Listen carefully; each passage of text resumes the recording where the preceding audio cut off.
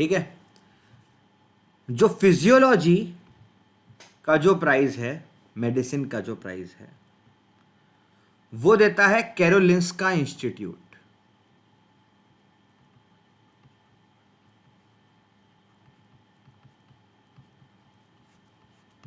तो दोस्तों याद रखना, फिजिक्स और केमिस्ट्री का Nobel prize Royal Swedish Academy of Science देती है। फिजियोलॉजी या मेडिसिन का नोबेल प्राइज कैरोलिंस्का इंस्टीट्यूट देता है। लिटरेचर का नोबेल प्राइज स्वीडिश एकेडमी देती है। और पीस का नॉर्वेजियन नोबेल कमिटी देती है। जो नॉर्वे का जो पार्लियामेंट है उसमें कुछ लिमिटेड नंबर ऑफ लोग होते हैं। उन लिमिटेड नंबर ऑफ लोगों की कमेटी को यह जिम्मेदारी प्रोवाइड की जाती है कि आपको नोबेल पीस प्राइज को चुनना है। ठीक, as simple as that. Now peace वाला प्राइज नॉर्वे के अंदर दिया जाता है क्योंकि नॉर्वेजियन स्वीडिश कमेटी। ठीक, और यहां पर बाकी के जो हैं 4 वो स्वीडन देती है। क्लियर?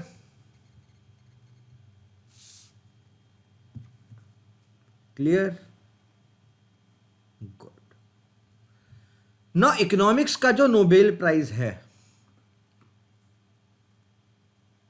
उसको in the memory of Alfred Nobel हम लोग करते हैं। इसको भी Royal Swedish Academy of Science ही देती है। इकोनॉमिक्स वाला जो नोबेल प्राइज है वो भी यही एकेडमी देती है, बट क्या है कि उसको रिसेंटली स्टार्ट किया गया था 1969 के अंदर। हम लोग अभी सिर्फ ओरिजिनल चीजों के बारे में बात कर रहे हैं जिनको काफी टाइम हो गया है। ठीक, और इकोनॉमिक्स के नोबेल प्राइज को हम लोग रियल नोबेल प्राइज की लिस्ट के अंदर नहीं बात करते। जब हम लोग नोबेल प्राइजेस के बारे में बात करते हैं उस समय हम सिर्फ इन 5 के बारे में बात करते हैं। समझे? इसको असलियत में स्वीडन के सेंट्रल बैंक ने स्टार्ट किया था। नाउ चलो स्टार्ट करते हैं सबसे पहली चीज के लेकर, एल्फ्रेड नोबेल का नाम। नोबेल प्राइज 2022 इन मेडिसिन और फिजियोलॉजी। ये मिला है, मेरे पीछे आपको एक स्वीडिश साइंटिस्ट दिख रहे हैं जिनका नाम है सवंते पाबो।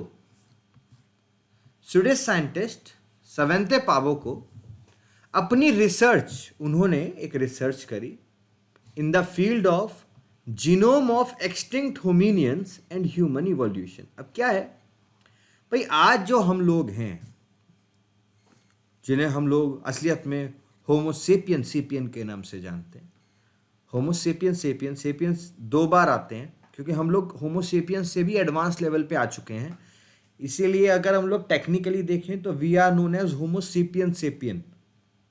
तो अब देखो ना कि हमारे पास आज जो एबिलिटी है, जो कैपेबिलिटी है, जो ताकतें हैं, जो चीज़ें करने की क्षमता है, हमारा बॉडीली स्ट्रक्चर है, वो काफ़ी डिफरेंट है उन लोगों से जो कि हमारे ही पूर्वज हमसे कई साल पहले इस धरती पर रहते थे।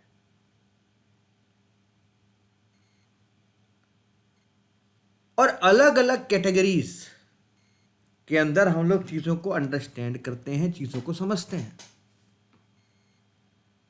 ठीक दोस्तों, पिछले साल का नोबेल प्राइज फॉर फिजियोलॉजी 2021 का नोबेल प्राइज डेविड जूलियस और आडम पेटापोटियन को मिला था।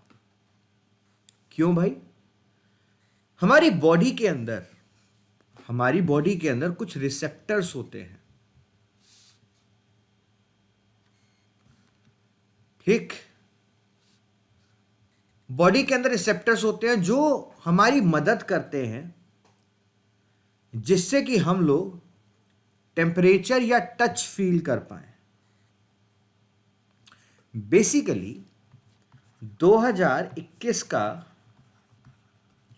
जो नोबेल प्राइज मिला था फॉर मेडिसिन,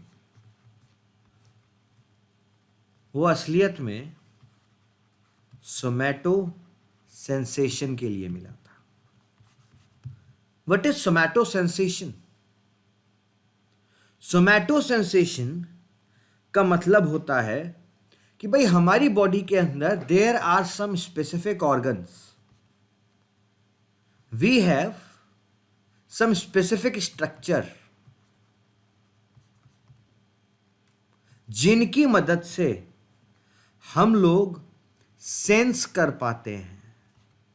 जैसे हमारी आईज, हमारे ईयर्स, हमारी स्किन, हम लोग चीजों को फील कर पाते हैं। ठीक, तो यहां पर जो सबसे पहले व्यक्ति थे जिनका नाम था डेविड जूलियस, उन्होंने डिस्कवर किया था कि हमारे पास एक TRPV1 नाम का स्किन के ऊपर एक रिसेप्टर होता है, जिसको हम लोग हीट सेंसिंग रिसेप्टर के नाम से जानते हैं। हीट सेंसिंग रिसेप्टर, भाई मान लो आप आग के ऊपर अपना हाथ रखते हो तो आपके बॉडी के सेंसरी ऑर्गन्स आपको डायरेक्शन देते हैं कि भाई हाथ पीछे खींच लो। ये कैसे हो पाता है? दिस इज बिकॉज ऑफ कि ये रिसेप्टर आपकी बॉडी के अंदर आदेश देता है। रिसेप्टर आपकी बॉडी को बताता है कि और अगर इसके ऊपर रहोगे तो जल जाओगे। और इसके लिए व्हाट दे डू, इन्होंने क्या किया, आपने कैपेसिकिन का नाम सुना होगा। कैपेसिकिन वो मॉलिक्यूल जो कि चिली पेपर को स्पाइसी बना देता है। Chilli, yes chilli. अब देखा कि क्या हमारी बॉडी में सेंसेशन होती है, वो कैसे जनरेट होती है। दूसरे व्यक्ति जिनका नाम है एडम पटापोशिन, इन्होंने क्या किया, इन्होंने कैसे चीज़ों को कवर अप किया? भाई बहुत सिंपल है। इन्होंने बोला कि हमारे पास पीजो 1 नाम के मैकेनो सेंसिटिव आयंस होते हैं हमारी बॉडी के ऊपर, कि जब भी आप हमारी बॉडी के ऊपर कोई भी टच करते हो तो उसको प्रेशर फील होता है। अब मैं आपको एक और फैक्ट बता देता हूँ। हमारी जैसे स्किन है, अगर आपने कोई भी चीज़ स्किन के ऊपर टच करी, मान लो आपने ऐसे टच करी, आपने ऐसे टच करी, तो प्रैक्टिकली होता क्या है कि ये जो स्किन है ये आपकी बेंड कर जाएगी। सिर्फ प्रेशर अप्लाई होगा, पर कभी भी ये मैं आपको एक फैक्ट बता रहा हूं, दो चीजें आपस में प्रैक्टिकली टच करती ही नहीं है। इट इज इम्पॉसिबल कि जो दो चीजें आपस में टच करते हैं। Scientifically it is impossible. तो यहां पे क्या है, यहां पे हमारी बॉडी मैकेनो सेंसिटिविटी कर रही है प्रेशर की वजह से। यहां पे हीट सेंसिंग, इसके लिए 2021 का नोबेल प्राइज मिला था। तो भाई 2022 का क्यों मिला है? 2022 का नोबेल प्राइज स्वीडिश जेनेटिसिस्ट सवेंते पाबो को मिला है। क्यों मिला है? इसलिए मिला है क्योंकि उन्होंने ह्यूमन इवोल्यूशन को स्टडी किया। होमोसेपियंस पहली बार अफ्रीका में डिस्कवर हुए, I think 3 lakh year ago. हमारे सबसे नजदीकी रिलेटिव के हमें कुछ अवशेष मिले, हमारे रिलेटिव्स, पुराने रिलेटिव्स के हम लोग कुछ अवशेष मिले, जिनका नाम है नीदरथल्स। नीदरलैंड से मिले थे इनके अवशेष, इसीलिए जो नाम आ गया ना, वो आ गया नीदरथल्स, नहीं तो नीदरथल नहीं आता। ठीक, तो नीदरथल आ गया। अब जो नीदरथल्स हैं ये अफ्रीका के बाहर थे। इनकी हमें यहाँ पे हमें देखने को मिले नीदरलैंड में, मतलब यूरोप में हो सकते हैं या वेस्टर्न एशिया में इनकी प्रेजेंट देखने को मिली है अराउंड 4 लाख ईयर्स अगो। और उसके बाद ये लोग खो गए, एक्सटिंक्ट हो गए, एक्सटिंक्ट हो गए। अब नीदरथल्स के बोन्स की मदद से जीनोम सीक्वेंसिंग की गई। भाई जीनोम सीक्वेंसिंग क्या होता है? देखो भाई, हमारे जो जीन्स होते हैं उनके अंदर सबसे इम्पोर्टेंट जो चीज़ होती है वो होता है आपका डीएनए। आपका जो डीएनए होता है उसके अंदर nucleotide basis adenine, guanine, cytosine और थायमीन, न्यूक्लियोटाइड बेसिस होते हैं जिन्हें आप ATGC, AGTCT जो मन चाहे उस नाम से जान लो। अब अगर मैं इस एक स्ट्रैंड को पकड़ के सीधा खींच दूं ऐसे, तो मुझे यहाँ पर इसके ऊपर ये बेसिस लगे हुए नजर आएंगे, जैसे ATGC, ये किसी भी सीक्वेंस में लग सकते हैं। हाँ, ये बात भी आप लोगों ने बिल्कुल एकदम कमेंट में बढ़िया बताई कि ये तो सर पैलिंड्रोमिक सीक्वेंस होते हैं। बिल्कुल, मतलब मैं इस डीएनए के एक छोर से दूसरे छोर तक अगर मैं पढ़ना चाहूँ, यहाँ से पढ़ूँ या यहाँ से पढ़ूँ, मुझे आंसर एक ही मिलेगा। जैसे जैसे मलयालम, मलयालम को इधर से मलयालम लिखो या इधर से मलयालम लिखो, सेम मलयालम का मलयालम ही प्रोनाउंस किया जाएगा। तो AGCT, तो यहाँ पे इन्होंने क्या किया, ये देखा, इनकी जीनोम सीक्वेंसिंग देखी। फाइनल चीज ये है कि इन्होंने ये जो नीदरथल्स हैं इनकी तो जीनोम सीक्वेंसिंग की ही, और इनकी जीनोम सीक्वेंसिंग को कंपेयर किया किनके साथ? होमोसेपियंस के साथ, हम लोगों के साथ इन्होंने कंपेयर किया। और इन्होंने कंपेयर करके ये बताया कि हम लोग असलियत में इवॉल्व कैसे हुए हैं। क्योंकि दोस्तों एक चीज मानो, अगर आपकी नोज की शेप भी गोरिल्लाज जो थे वहां से डेवलप होके यहाँ तक आई है, तो भी आपके डीएनए में जो नोज के फिनोटाइप डिफाइन करने वाला जीन होगा। जीन क्या होता है? डीएनए का एक पर्टिकुलर सीक्वेंस जो कि आपका फिनोटाइप या जीनोटाइप डिफाइन करता है, उसमें कहीं ना कहीं एक डिफरेंस देखने को मिलेगा और कुछ सिमिलैरिटी भी होंगी, क्योंकि कुछ चीज़ों को हम लोग बदल नहीं सकते हैं और वहां से हम लोग चीज़ों को समझ पाएंगे, वहां से हम लोग चीज़ों को ट्रैक कर पाएंगे, चीज़ों को एक्सप्लेन कर पाएंगे। आया समझ में?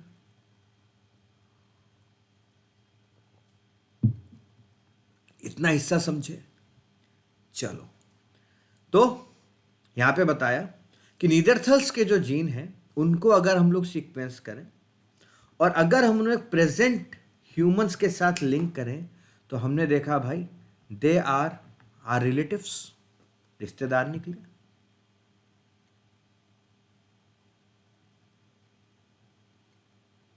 ठीक।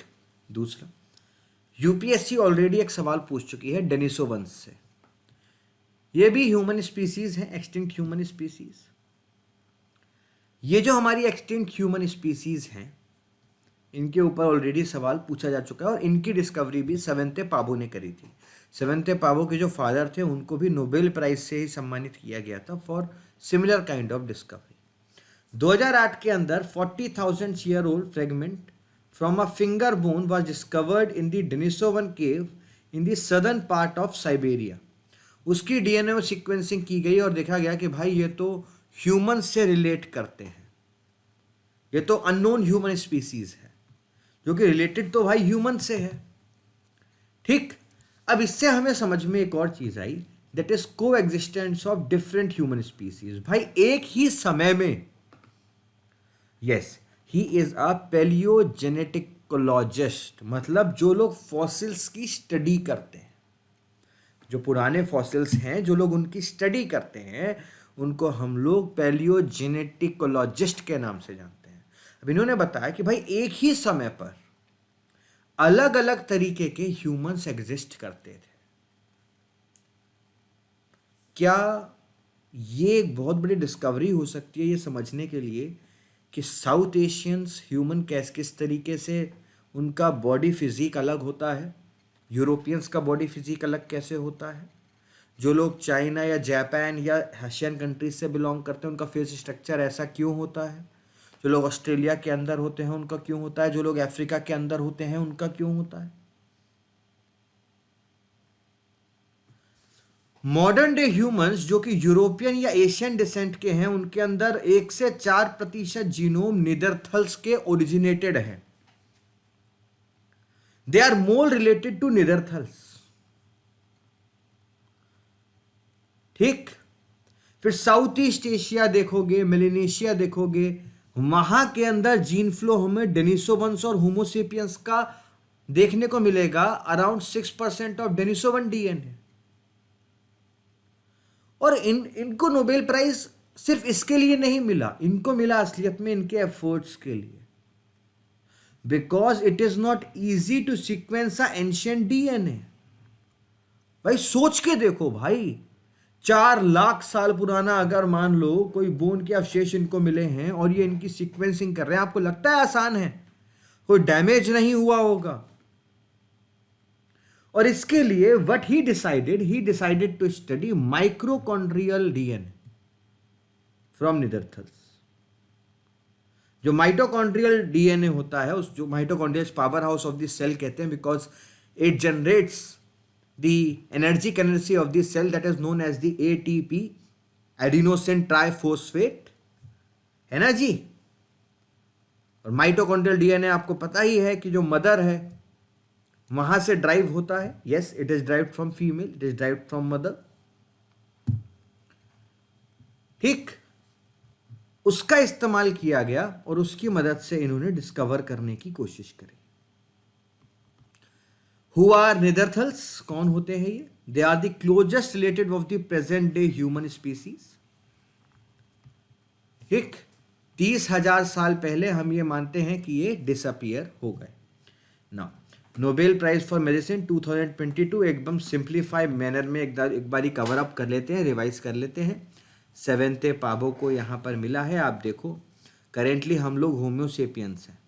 ये इस तरीके से जीन फ्लो हमने देखा है कि देखो, चिंपैंजी का जीन फ्लो भी एक बहुत 7 मिलियन साल पुराने जाके हम चिंपैंजी के भी और हमारे भी एंसेस्टर एक होंगे, पर उसके बाद चीज़ें बदल गई।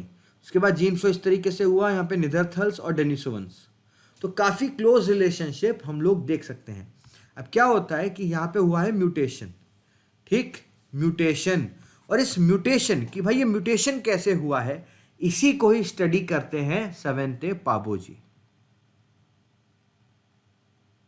ठीक, इसी को ही स्टडी करते हैं। सबको समझ में आया? Everyone got it? चलो जी, बहुत अच्छा, वेरी गुड, वेरी गुड। ठीक, पैलियोजेनोमिक्स को उन्होंने स्टडी किया है, बताया था मैंने आपको, जहां पे जीन फ्लो को स्टडी किया जाता है। पैबो की जो टीम थी उन्होंने ही डीएनए डेनिसोवन केव के अंदर सीक्वेंस किया था। यूपीएससी ऑलरेडी इसको सवाल पूछ चुकी है, तो आपके लिए इसीलिए भी ज़रूरी हो जाता है। ठीक है, चलो जी आगे बढ़ते हैं। ठीक, एक बार ये देख लो मैप, अगर आपको कोई दिक्कत हो, आपको कुछ समझने का, आपको समझ आएंगी चीज़ें।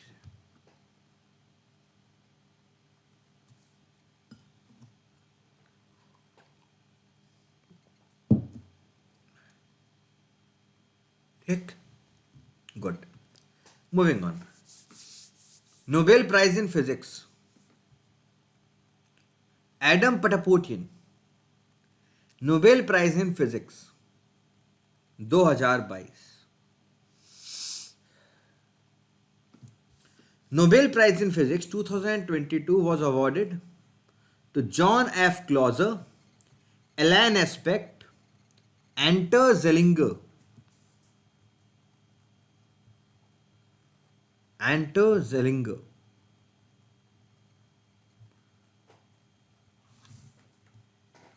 क्यों? उनके क्वांटम मैकेनिक्स के काम के लिए, for the work of quantum mechanics. चलो एक साल पहले का पढ़ते हैं कि भाई 2021 के अंदर जो नोबेल प्राइज इन फिजिक्स है वो किसे अवार्ड किया गया था? वो दिया गया सुकोरो मनाबे और क्लॉस हेजलमैन को। उन्होंने क्लाइमेट मॉडल के ऊपर रिसर्च करी। जॉर्जियो पैर्सी को मिला, उन्होंने बताया कि फिजिकल सिस्टम के अंदर किस तरीके से डिसऑर्डर होता है, किस तरीके से चीजें वर्क करती हैं। अब बेसिकली मैं आपको एक बहुत सिंप्लीफाइड वर्जन देता हूं कि 2021 के अंदर नोबेल प्राइज फॉर फिजिक्स क्यों मिला, किस जानकारी के लिए मिला। हाँ जी, इन्होंने सबसे पहले तो ये डेमोन्स्ट्रेट किया कि कार्बन डाइऑक्साइड की प्रेजेंट एटमॉस्फेयर में किस तरीके से ग्लोबल टेम्परेचर बढ़ाने के लिए रिस्पॉन्सिबल है। मनाबे और हेजलमैन को जो मिला वो इसलिए मिला because they were able to demonstrate कि कार्बन डाइऑक्साइड की प्रेजेंट एटमॉस्फेयर में किस तरीके से ग्लोबल टेम्परेचर बढ़ा देती है। अब आप बोलोगे सर ये तो हमें भी पता है। नहीं, ये तो हमने एनवायरनमेंट में काफ़ी सालों पहले पढ़ लिया, आपने भी पढ़ा दिया करंट अफेयर में, सही है। पर जब नहीं पता था इन्होंने तब बताया था, इसीलिए इनको नोबेल प्राइज मिला है। जो आपको चीज़ें पता हैं वो कभी सिर्फ इन्होंने खोजी थी, है कि नहीं? ठीक। दूसरा उन्होंने ये बताया कि फिजिकल और मैथमेटिकल मॉडल कैसे जुड़े हुए हैं। अगर एक बहुत छोटी सी जगहों पर हल्का सा भी बदलाव आता है तो उसका बदलाव एक बहुत बड़ी जगह को कैसे इंपैक्ट करता है, यह बताया पेरिसी ने। ठीक, बस इतना समझ लो क्योंकि आपको मैं नोबेल प्राइज 2022 पढ़ने हैं। 2022 में जो नोबेल प्राइज मिला है वो मिला है क्वांटम मैकेनिक्स के लिए। सही है, नोबेल प्राइज डेथ के बाद मिलते हैं? नहीं भाई, ये जिंदा है डॉक्टर साहब, ये लोग जिंदा हैं जिनके बारे में हम लोग बात कर रहे हैं ना, ये लोग जिंदा हैं, जीते जागते इंसान हैं। तो यहां पर बेसिकली क्वांटम एंटेंगलमेंट का जिक्र आया तो थोड़ा सा बेसिक्स पढ़ते हैं। What is mechanics? मैकेनिक्स वो ब्रांच है फिजिक्स की that deals with the movement and interaction of various bodies.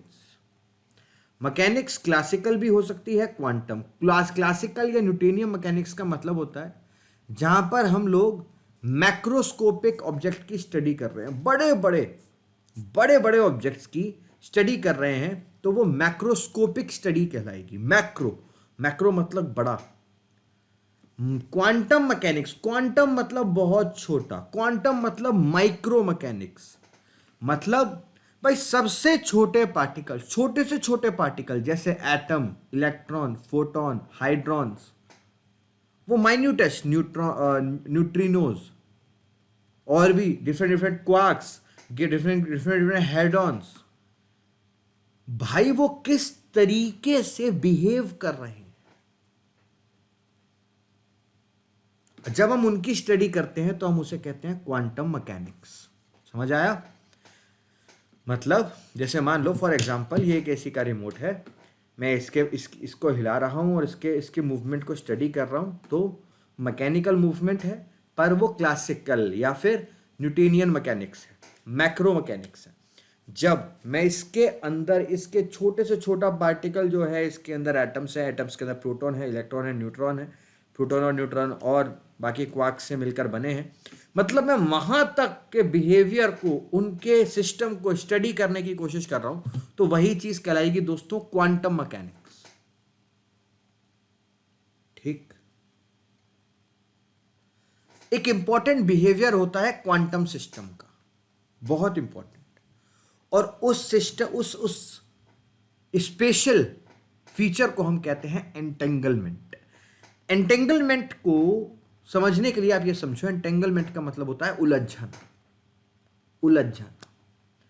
Quantum entanglement एक ऐसा फिनोमेना है जहां पे सब एटॉमिक पार्टिकल्स अपने पेयर बना लेते हैं, और वो ऐसे पेयर बना लेते हैं, इस तरीके से पेयर बना लेते हैं कि भाई उनको, अब दोनों को आपको अगर डिफाइन करना है तो आपको एक दूसरे के रिस्पेक्ट में ही डिफाइन करना पड़ेगा। एटम्स अपने आप को इस तरीके से दोस्तों जोड़ लेते हैं। इस क्वांटम मैकेनिक्स या क्वांटम एंटेंगलमेंट का जो फिनोमेना है,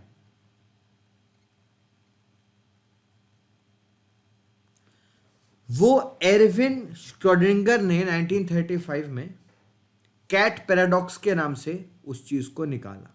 क्या बोला? Cat paradox. और इसको अलग अलग तरीकों से स्टडी भी किया गया। मैथमेटिक्स में इसको बेल इनइक्वालिटी के हिसाब से स्टडी किया गया कि आप किसी चीज़ को किसी के कोरिलेशन में ही डिफाइन कर सकते हो, without correlation you can not define it. आया समझ में? देखो कुछ चीज़ें ना, देखो बहुत ज़्यादा साइंटिफिक चीज़ें, बस इसको समझो कि भाई वो छोटा पार्टिकल हम उसको सेपरेटली डिफाइन नहीं कर सकते, आपको उसे किसी के साथ जोड़कर ही डिफाइन करना है। बिकॉज आपको नहीं दिख रहा है, बट आप देखो दे आर इंटरकनेक्टेड। उनके बीच में, एक दूसरे के बीच में कोई ना कोई एनर्जी एक्सचेंज हो रहा है। There is some energy exchange. इसी चीज के लिए, इसी एक्सपेरिमेंट के लिए यहां पर finally John F Clauser, Alain Aspect और एंटर जेलिंगर को नोबेल प्राइज इन फिजिक्स से सम्मानित किया गया। ठीक, उन्होंने यह बताया कि किस तरीके से ये जो थ्योरी है क्वांटम मैकेनिक्स की, एंटेंगलमेंट की, ये प्रूव्ड है। कैसे एक लूप होल क्रिएट होता है, उन्होंने उस चीज का एक एक्सपेरिमेंट करके दिखाया और इसी के लिए उनको नोबेल प्राइज फॉर फिजिक्स से सम्मानित किया गया। Clear everyone? क्लियर दोस्तों? बहुत अच्छा। चलो जी आगे बढ़ते हैं। Nobel prize in chemistry. Nobel prize in chemistry हमेशा सबसे टिपिकल होता है ना, because chemistry is a thing जिसको अंडरस्टैंड करना थोड़ा सा मुश्किल हो जाता है। Even in school I did not love chemistry, like studying and reading chemistry. Although अब तो बुक भी लिखी है साइंस एंड टेक की, और आपको पढ़ाता भी हूँ जनरल साइंस में, बट कभी भी केमिस्ट्री मेरा पसंदीदा सब्जेक्ट नहीं रहा। कैरोलिन आर बेरज़ोती, मॉर्टन मेल्डन और के बेरी शार्पलेस, इन तीनों लोगों को इनकी क्लिक केमिस्ट्री के लिए या बायो ऑर्थोगोनल केमिस्ट्री के लिए सम्मानित किया गया है।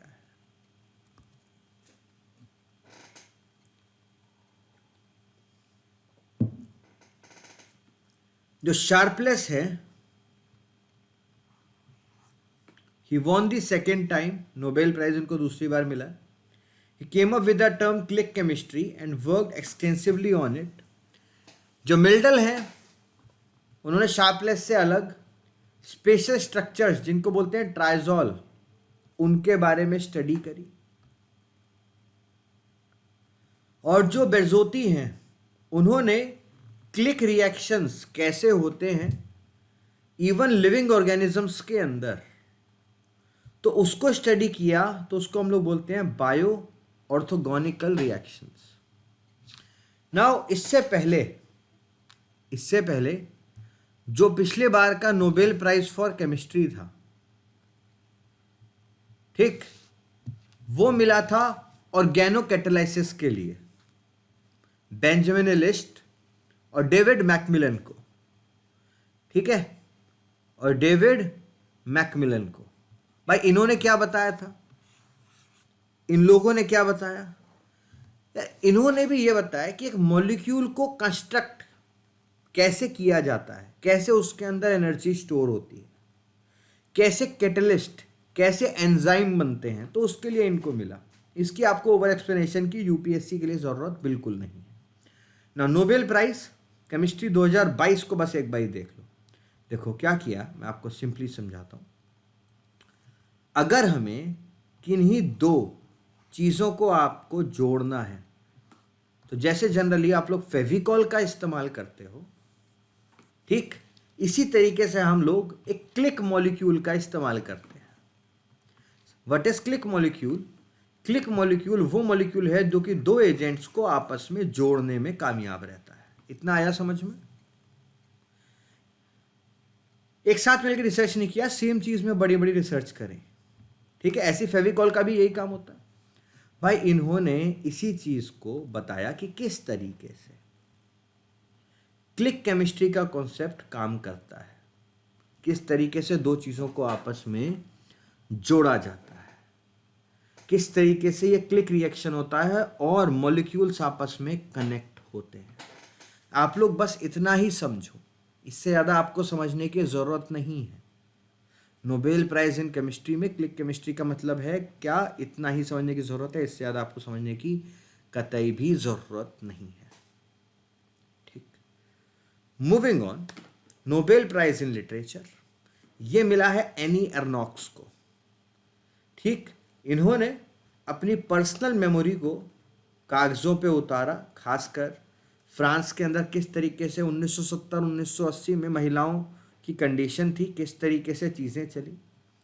ठीक, उन चीज़ों को उतारा है और उसके लिए उनको नोबेल प्राइज़ से सम्मानित किया गया है। पिछले साल ये अवार्ड अब्दुल रज़्ज़ाक गुरनाह को मिला था। ठीक है, उन्होंने भी कलोनियलिज्म और रिफ्यूजीज़ का क्या इम्पैक्ट हुआ कल्चर पे, क्या इम्पैक्ट हुआ कॉन्टिनेंट्स पे, उसके बारे में डिस्कवरी करी थी। एने एर्नॉक्स जो हैं, शी वाज बोर्न इन 1940। ठीक है, येवतक नाम के एक टाउन के अंदर she was born in France. उसके बाद वो अपनी पढ़ाई वगैरह करती गई। ठीक, उन्होंने काफ़ी सारी कहानियाँ लिखी हैं, जैसे a women story, happening, girls story, getting lost. ठीक, नहीं मेंस का सवाल नहीं बन सकता। तो काफ़ी, अगर आप इनके बुक्स के थीम देखोगे तो वो body, sexuality, intimate relationship, social inequality, education, time, memory, पुराने ज़माने में कैसी थी उनके ऊपर काम करते हैं। तो इन्होंने फ्रांस के ऊपर काफ़ी ज़्यादा काम किया। फिर फाइनली नोबेल पीस प्राइज़ इस बारी एलएस बैलेस्टकी मेमोरियल और सेंटर फॉर सिविल लिबर्टीज को मिला। ठीक, the peace prize laureates represent civil societies in their home countries. ठीक है, उन्होंने राइट टू क्रिटिसाइज पावर का इस्तेमाल किया है। इवन ब्रेस्की ने तो यूक्रेन रशिया के बीच में जब अभी वॉर हुई उस समय भी अपनी आवाज़ उठाई। They all focused for piece and democracy.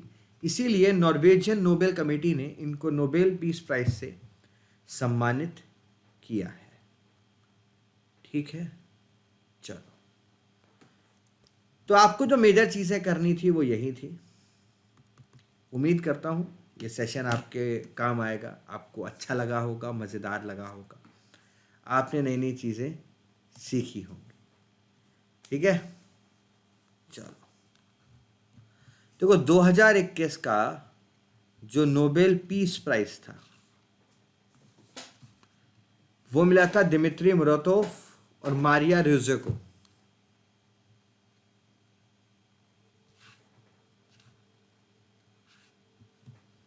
समझे? और उनको क्यों मिला था? उन दोनों को क्यों मिला था? Freedom of expression, democracy, peace. उनको भी सेम चीज। सर कभी किसी इंडियंस को नोबेल प्राइज मिला है? अरे वाह, इसको कवर करते हैं। मैं आपको बताता हूं कौन कौन इंडियंस को नोबेल प्राइजेस मिले हैं। List of Indian Nobel laureates, let us cover it. सुनो,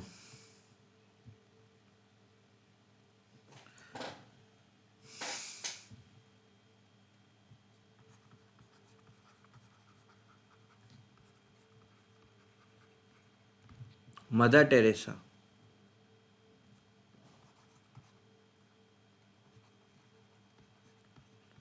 अमर्त्य सेन, कैलाश सत्यार्थी जी। ठीक,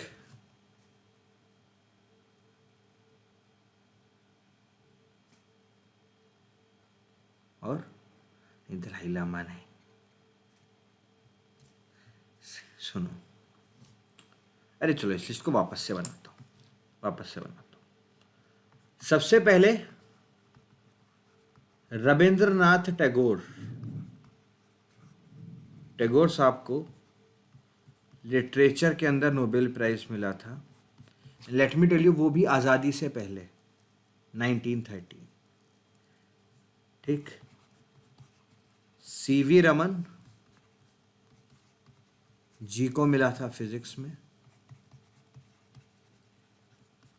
फिर Mother Teresa, Nobel prize for peace. Amartya Sen, economics. Kailash Satyarthi, peace. Hargobind Khorana ji, Hargobind Khorana ji को मिला था मेडिसिन में। फिर सुब्रमण्यम चंद्रशेखर,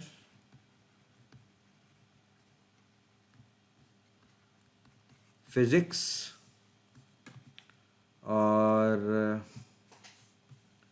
वेंकट रामाकृष्णन, केमिस्ट्री। यही लोग हैं जो कि सिटीजन्स ऑफ इंडिया थे जिनको मिला था। ये तीनों इंडियन बॉर्न हैं, they were Indian born Nobel prize winners.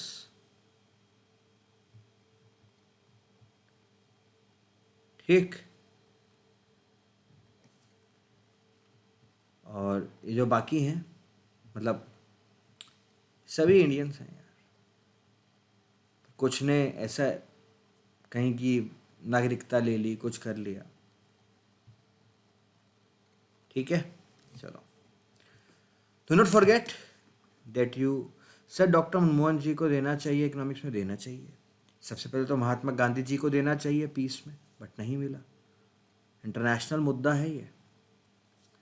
सो आज के लिए इतना ही। उम्मीद करता हूँ आपको आज मज़ा आया होगा। जुड़ने के लिए धन्यवाद। Bye bye.